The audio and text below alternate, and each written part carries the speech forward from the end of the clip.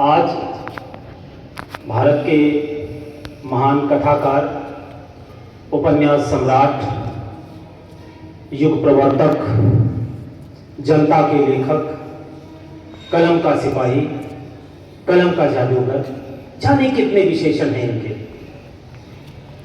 मैं उनकी बात कर रहा हूं जिनका नाम मुंशी प्रेमचंद है।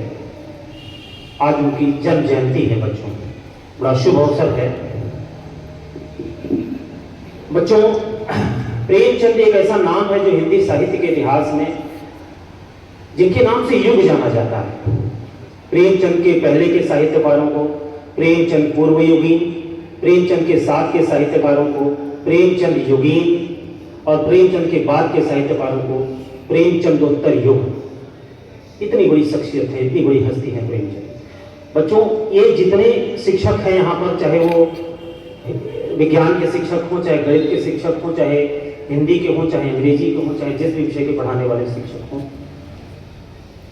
उन सब ने प्रेमचंद को पढ़ा है और उनसे प्रभावित हुए हैं। कहीं न कहीं उनके जीवन शैली में, उनके अध्ययन अध्यापन में उनका प्रभाव नजर आता है। केवल शिक्षक ही नहीं, आपके घर में आपके माता पिता, पूछिएगा जरा उनसे, आपके दादाजी और भी जो कोई हो, तो जरूर प्रेमचंद की रचनाओं को उन्होंने पढ़ा होगा और वो उस कहानी को कभी भूल नहीं पाए होंगे।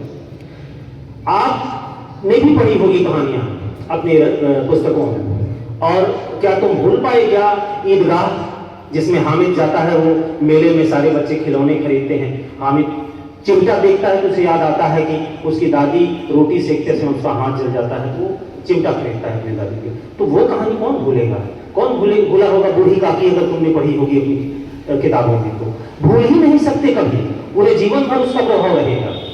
तो ऐसी शख्सियत है प्रेमचंद। बच्चों, हर वर्ष हम लोग प्रेमचंद के कोई न कोई, किसी न किसी कहानी का कोई न कोई मंचन करते हैं, नाटक करते हैं। इस बार नहीं कर पाए, मन में बड़ा कसमकस रहा। जो कुछ चाहते हैं अगर वो नहीं कर पाते हैं तो अंदर ही अंदर बड़ा एक उद्वेलन सा, एक उहापोह सी स्थिति चलती रही मेरे भी मन में कि क्या कुछ नहीं कर पाए, कुछ करना चाहिए। अवस्थी सर ने भी प्रेरित किया था, शुरू में ही बात कहे थे कि कुछ करिए, तो नहीं कर पाए, कुछ कारण रहा, मन में उहापोह की स्थिति रही।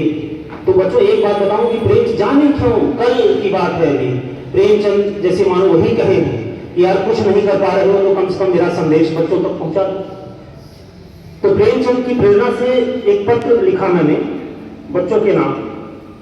बच्चों, कोशिश किया है कि प्रेमचंद के शब्द आए इसमें। आपके लिए है बच्चों। मेरे प्यारे भारतवर्ष के भावी कर्मधारों, तुम सबको मेरा ढेर सारा प्यार एवं दुलार। आशा है तुम स्वतंत्र भारत के स्वतंत्र आबो हवा में खूब मस्ती और अल्हड़पन के साथ मौज कर रहे होंगे। किंतु मेरा मानना है कि कुछ ऐसा करो कि ये मस्ती और अल्हड़पन ताउम्र बरकरार रहे, तभी तो असल में मौज है।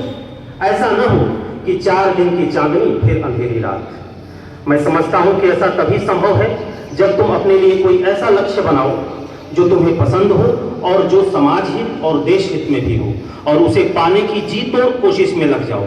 फिर देखो जीवन में तुम्हें कैसे परमानंद की प्राप्ति नहीं होती। पढ़ने की उम्र में बेकार की हुल्लड़बाजी आगे जीवन में समस्या ही पैदा करेगी।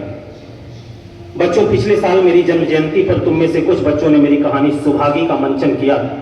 एक साल नमक का दरोगा कहानी का भी मंचन किया था। दोनों बार मैं उपस्थित था। कह नहीं सकता कितनी आनंददायक अनुभूति थी। सभी बच्चों को मेरा आशीर्वाद। मुझे लगता है इस बार तुम अपने शिक्षक के पास नाटक करने का आग्रह लेकर गए ही न होगे, नहीं तो इस बार भी अवश्य किसी न किसी नाटक का मंचन होता।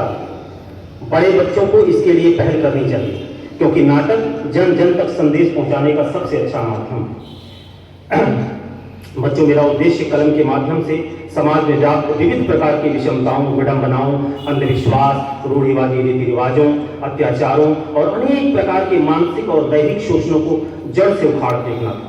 मेरी कहानियों और उपन्यासों के पात्र वास्तविक और आम जीवन से थे। लोगों ने मेरी रचनाओं को सर माथे पर रखा। मैं उन सभी का तहे दिल से शुक्रगुजार हूं। किंतु मैं देख रहा हूं कि समाज में थोड़े बहुत परिवर्तन के साथ बुराइयां आज भी मौजूद हैं। पश्चिम के अंधानुकरण ने तो धूम मचा रखी है। लोगों में दिखावे की प्रवृत्ति बढ़ती ही जा रही है। यह सब न तो देश के हित में है और न समाज के। बच्चों, कलम की ताकत बहुत बड़ी होती है। तुम्हारे हाथों में जो कलम है उसका सदुपयोग करो।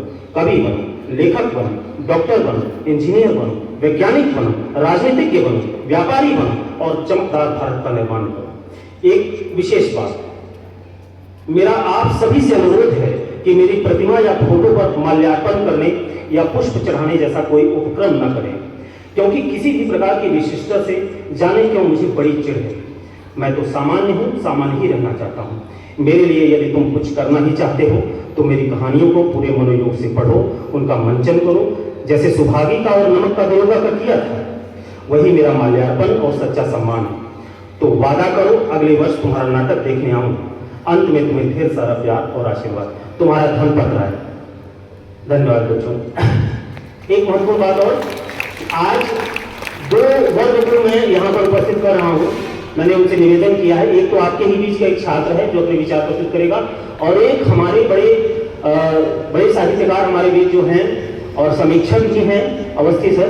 तो सबसे पहले मैं सिजरा को आमंत्रित करूंगा। सिजरा आए और अपने विचार व्यक्त करें।